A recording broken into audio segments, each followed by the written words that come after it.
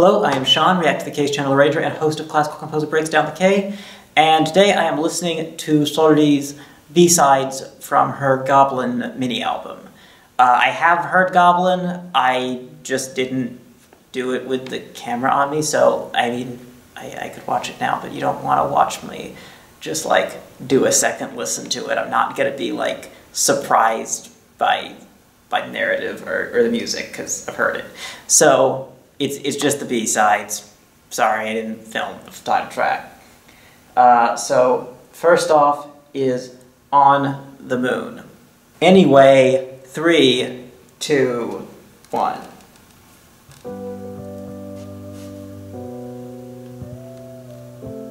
Huh. Electric guitar. But like, feels very distant. I generally think of that timbre as the sort of in-your-face, bright sort of timbre.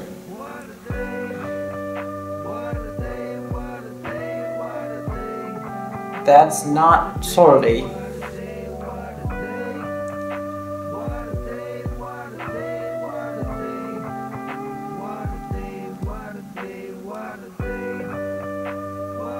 I'm confused by the lack of...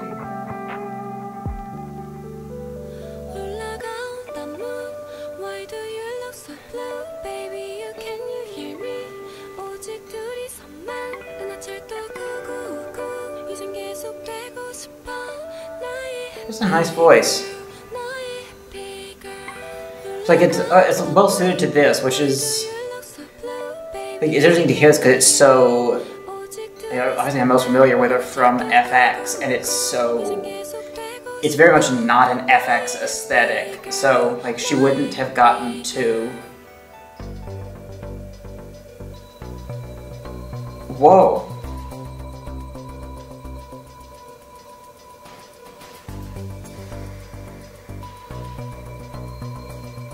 Nice use of pan. I also just was not expecting this section.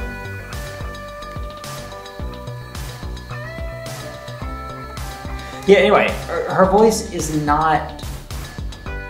Like, I don't know what her voice is most naturally suited to, but it does seem suited to this sound, and yet it's very different from the sort of darker or harder-edged FX sound that... I mean, obviously FX didn't have one single sound, but like, there was certainly an FX style, and this sort of softer, gentler style wasn't really part of it.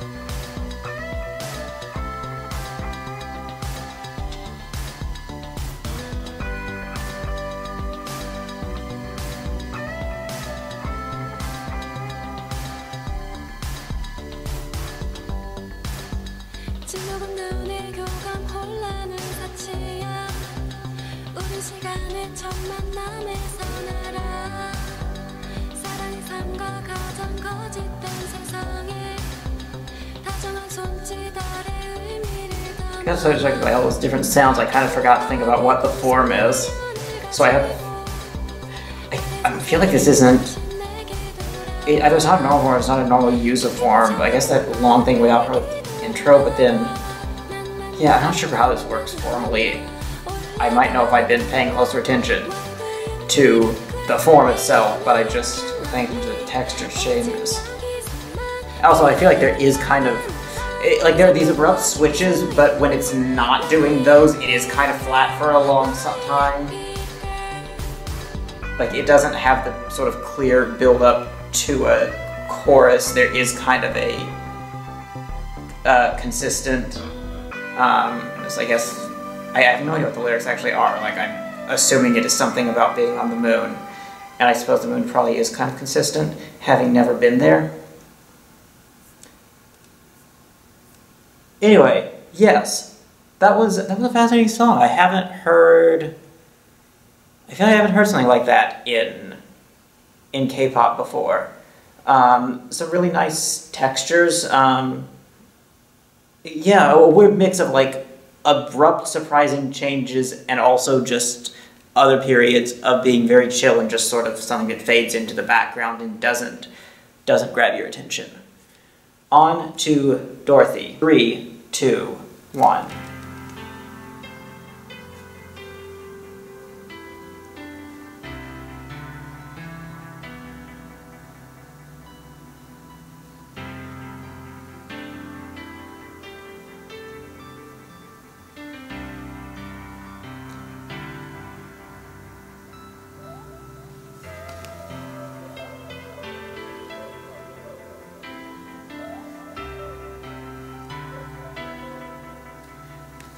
Another long intro. Is she making the sound?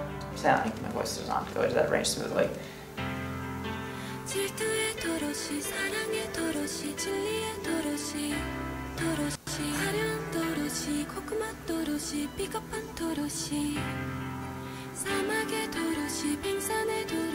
Yeah, it is actually in compound meter.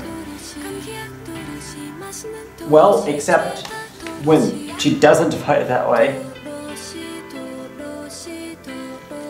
Okay, yeah, that is definitely, they're going with that pronunciation, the Doroshi.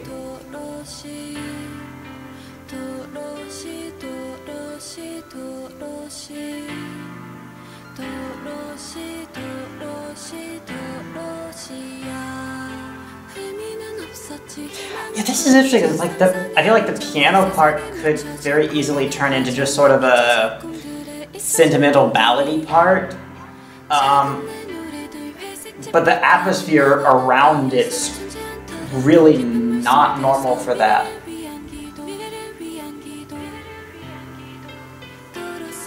Like the approach to the voice in this is really like nothing else I've heard in K-pop. Like this and the last B-side. Like just leaving it out for a long time and then these sort of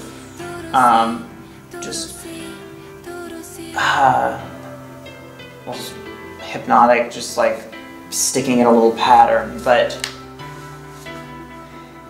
like because it ends up so separated out, it doesn't just seem like someone ran out of melodic ideas, it's just like a really unusual approach to the new percussion part.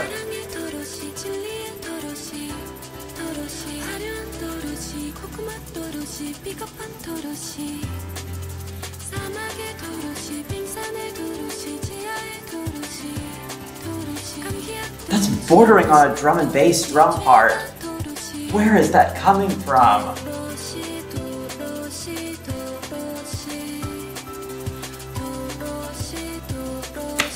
Where did this song come from? Like, she is starting to lock into 3-3-2 instead of triplets, but like, there's been so much tripletness and then the extreme squareness of a drum and bass.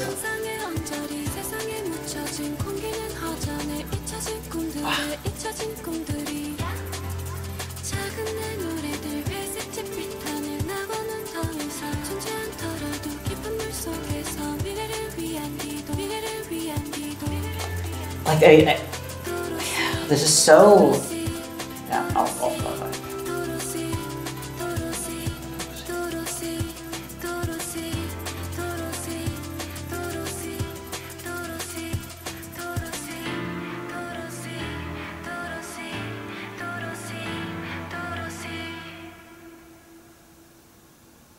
That's it. These are both among the most unusual K-pop songs I've heard this year, I think. And like, I expect SM to be pushing things. Like, there's an approach at SM that is different. It's like, it's not just... SM isn't just about like a shiny sound, a Red Velvet sound. Like, SM has an approach that's different from other companies. I feel like that's why they have been and continue to be I think pretty unambiguously, the leading company in K-pop. But like, this is both completely different from other K-pop I've heard, but again, I'm talking about both of these B-sides, not just Doroshi.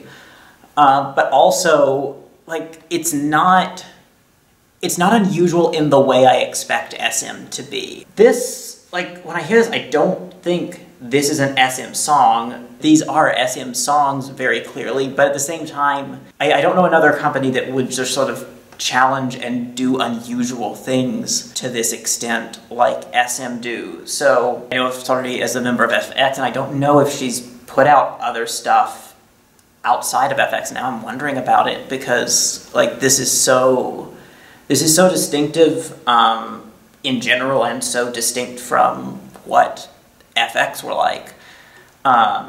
So yeah, I'm really intrigued by this. So I was thinking that like I feel like SM a lot this 2019, Sulli's mini album Accepted, has felt like kind of a culmination of what they've been doing. Like, Superhuman feels like a lot of shiny, a little bit via EXO, and then bringing in NCT, and then like all of that coming together sort of like they've been building up to that.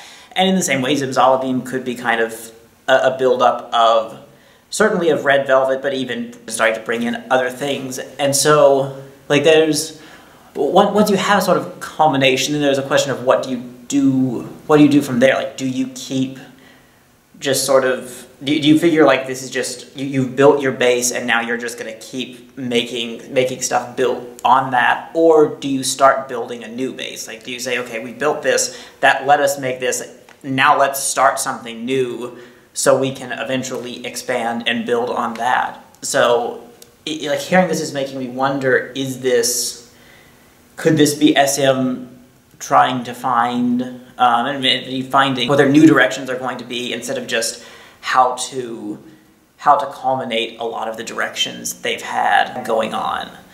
And I don't know, like, I don't know if this is something that they'll pursue or if this is just Sulli's aesthetic or just them wanting to try something unusual just to see how it goes. There's a limited number of times you can sort of culminate something. Like, yeah, Superhuman's great. Red Velvet's whole last year has been awesome. But there could be a risk of it starting to become closed in by sort of the being bound to the foundations. And I wonder if SM is starting to reach out, make new things SM sounds, that aren't already associated with others, not replacing the old foundations, but could expand the foundations of what could be the SM sound. Anyway, this has been a lot of rambling for 2 songs. Thank you if you stuck through this. Bye.